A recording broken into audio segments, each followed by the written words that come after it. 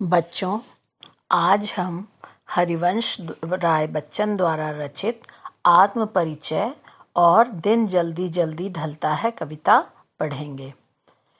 सबसे पहले मैं आत्म परिचय पढ़ाना चाह रही हूँ। मैं जग जीवन का भार लिए फिरता हूँ, फिर भी जीवन में प्यार लिए फिरता हूँ। कर दिया किसी ने झंकृत जिनको छूकर, मैं सांसों के दो तार लिए फिरता हूँ। हरिवंश राय बच्चन एक हालावादी कवि के रूप में जाने जाते हैं। इन्होंने इस कविता में संसार से अपने द्वंद्वात्मक संबंधों के मर्म का उद्घाटन किया है। मनुष्य एक सामाजिक प्राणी है, उसका संसार से प्रीति कलह का नाता है। दुनिया या शासन प्रशासन अपने कार्यों से भले ही किसी को कितने भी कष्ट दे, लेकिन मनुष्य संसार से कटकर नहीं रह सकता। इन्हीं प्रीति कलह के संबंधों का मर्म उद्घाटन किया है हालावादी कवि हरिवंश राय बच्चन ने प्रस्तुत कविता में।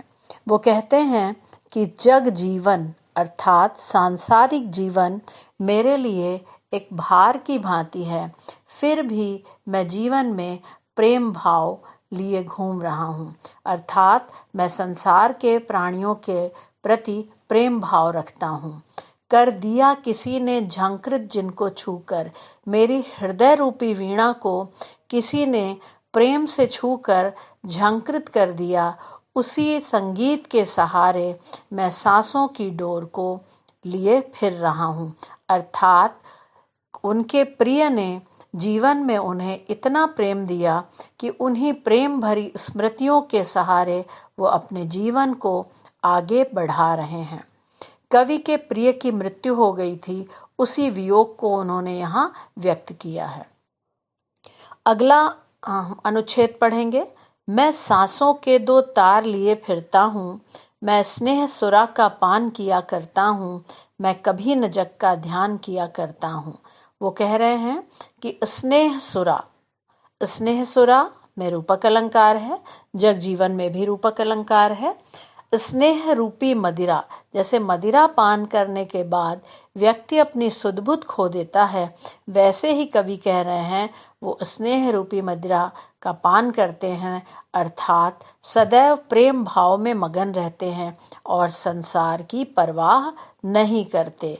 जग पूछ रहा उनको जो जग की गाते, संसार उनको पूछता है जो उसकी चापलूसी करते हैं, जो उसकी झूठी प्रशंसा करते हैं। इसलिए कवि को संसार से कोई संबंध नहीं है, वो अपने मन के गीत गाता है, अर्थात वो अपने मन के भावों विचारों में मगन रहता है। अगला अनुच्छेद है, अगली चार पंक्तियां पढ़ते हैं। मैं निज उर के उद्गार लिए फिरता हूँ, मैं निज उर के उपहार लिए फिरता हूँ। है यह अपूर्ण संसार न मुझको भाता, मैं स्वप्नों का संसार लिए फिरता हूँ। वो कहता है कि मैं निज उर के उद्गार, निज माने अपने, उर के उद्गार माने मन के विचार। उसके पास उसके अपने मन के भाव हैं, अपने विचार हैं, और वो भाव वो विचार उसके लिए एक अनमोल उपहार के समान है, एक पूंजी के समान है जो उसके पास है। अर्थात कवि के हृदय में सुख दुख दोनों प्रकार के भावों की जगह है, लेकिन वो इस संसार के प्रति अपने भावों को एक उपहार के समान भी प्रस्तुत करते हैं। है यह अपूर्ण संसार न मुझको भाता, उन्हें यह संसार अपूर्ण माने अधूरा लगता है। क्यों? क्योंकि अभी हमने पहले भी इस पर डिस्कस किया कि संसार में छल है, कपट है, झूठी चापलूसी है, इसलिए कवि को यह संसार अच्छा नहीं लगता है जिसमें कल्पना का कोई स्थान नहीं। और एक कारण ये भी है कि उनके प्रिय की मृत्यु हो गई है, इसलिए वो कहते हैं कि ये अधूरा संसार मुझे नहीं अच्छा लगता, मैं स्वप्नों का संसार लिए फिरता हूँ, मैं अपने सपनों की दुनिया में मगन रहता हूँ। आगे की चार पंक्तियों में वो कहते हैं, मैं जला हृदय में अग्नि दहा करता हूँ, सुख दुख दोनों में मग्न रहा करता हूँ। उनके हृदय में एक आग जलती है, प्रेमाग्नि जलती रहती है और इसी में वो जलते रहते हैं। क्यों? क्योंकि वो कहते हैं कि उनके प्रिय की मृत्यु हो गई है और उनके वियोग में वो व्यथित रहते हैं, लेकिन फिर भी सुख और दुख दोनों में मगन रहने की कोशिश करते हैं। जग भव सागर तरने को नाव बनाए। दुनिया तो इस संसार से पार पाने के लिए तरह तरह के प्रयास करती है, अर्थात नाव बनाती है, लेकिन कवि को पार जाने की चाह नहीं है।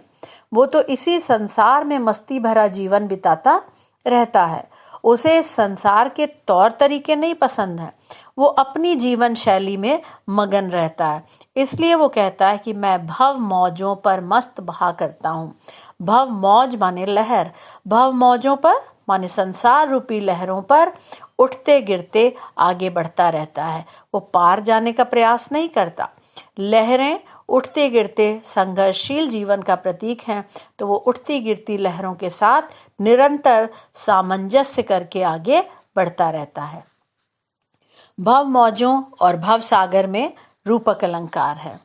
आगे की 4 पंक्तियों में वो कहता है, मैं यौवन का उन्माद लिए फिरता हूँ, उन्मादों में अवसाद लिए फिरता हूँ, जो मुझको बाहर हंसा रुलाती भीतर, मैं हाय किसी की याद लिए फिरता हूँ। वो कहता है कि मैं यौवन का उन्माद, यानी मैं तो अपनी जवानी का जोश लिए जी रहा हूँ, क्योंकि उनकी आयु कम थी उस समय जब उनका पहला विवाह हुआ और उनकी प्रिय की मृत्यु हो गई। तो कह रहे यौवन का उन्माद, यानी मेरे हृदय में आज भी वो युवावस्था की मस्ती है, जोश है, जिसमें मैं मस्त होकर जीवन यापन कर रहा हूँ। लेकिन उस उन्माद में भी एक अवसाद माने एक उदासी का भाव है।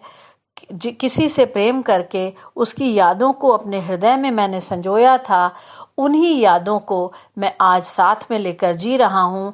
संसार को दिखावे के लिए बाहर हंसता भी हूँ, क्योंकि वो कहता जो मुझको बाहर हंसा रुलाती भीतर, यानी मनुष्य एक सामाजिक प्राणी है, वो सदैव रोते हुए नहीं रह सकता। इसलिए वो बाहर दिखावे के लिए, समाज के लिए हंसता भी है, लेकिन कहता है किसी की यादें मुझे भीतर ही भीतर रुलाती हैं। आगे वो कहता है, कर यत्न मिटे सब सत्य किसी ने जाना, नादान वही है हाय जहां पर दाना, फिर मूढ़ न क्या जग जो इस पर भी सीखे, मैं सीख रहा हूं सीखा ज्ञान भुलाना। आगे वो कहता है कि इस संसार में लोगों ने सत्य को जानने का प्रयास किया, सारे यत्न करे और असफल हो गए, थक गए। नादान वही हैं, वो मूर्ख भी वही हैं, हाय जहां पर दाना। जहां पर दाना अर्थात बुद्धिमान, यानी इस संसार में मूर्ख और बुद्धिमान, ज्ञानी और अज्ञानी दोनों तरह के लोग रहते हैं। ज्ञानी वही, सच्चा ज्ञानी वही है जो सीखे हुए ज्ञान को भी भुलाने का प्रयास करे। और कवि यही बात कहता है कि मैं सीख रहा हूँ सीखा ज्ञान भुलाना।